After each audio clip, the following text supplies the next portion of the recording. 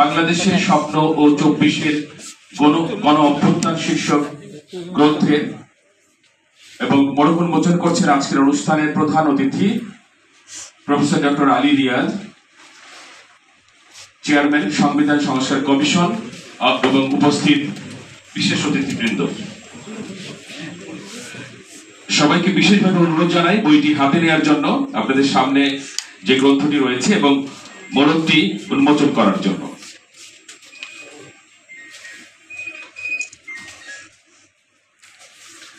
ভাই সামনে আসেন।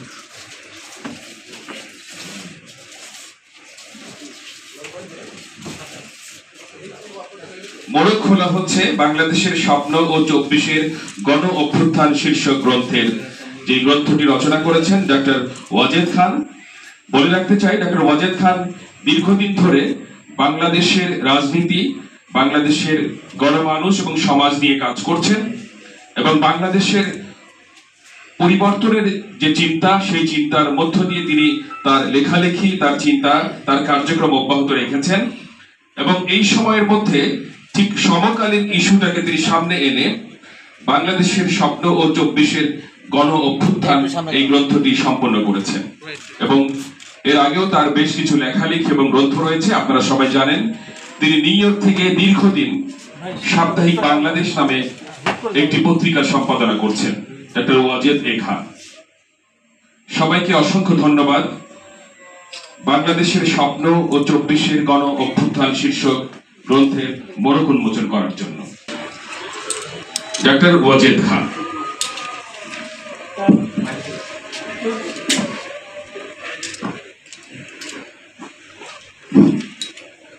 ধন্যবাদ আদিত্য শাহিন।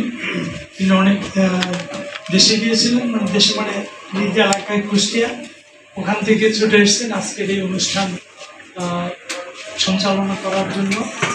তিনি চ্যানেলের একজন খ্যাতিমান সাংবাদিক এবং বর্তমানে নিউ ইয়র্কে অবস্থান করছেন এবং মিডিয়ার সাথে সম্পৃক্ত।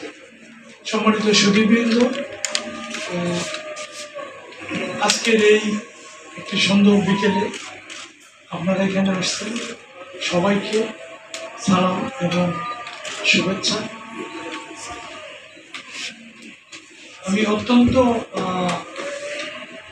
আবেগপ্রবণ আজকে যে আমার প্রকাশিত বই বাংলাদেশের স্বপ্ন 24-এর গণ অভ্যুত্থান প্রকাশিত হয়েছে এবারে বইমেলা।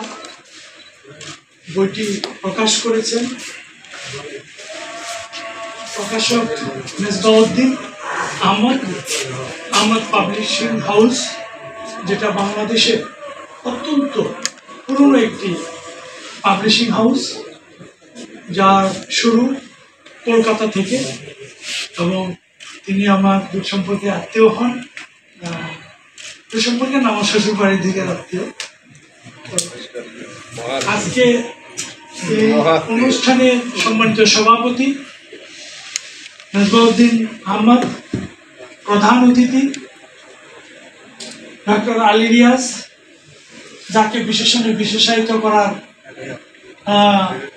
আমার সেই ধৃষ্টতা নেই। আপনারা জানেন যে আজকে বাংলাদেশের যে সংকট কাল চলছে, এই সময়ে বাংলাদেশের পুরনো রীতি, বাংলাদেশের পুরনো রাজনৈতিক ব্যবস্থায় পরিবর্তন আনার লক্ষ্যে গত 5 আগস্ট যে গণ অভ্যুত্থান অনুষ্ঠিত হয়েছে, সেই অনুষ্ঠানের মধ্য দিয়ে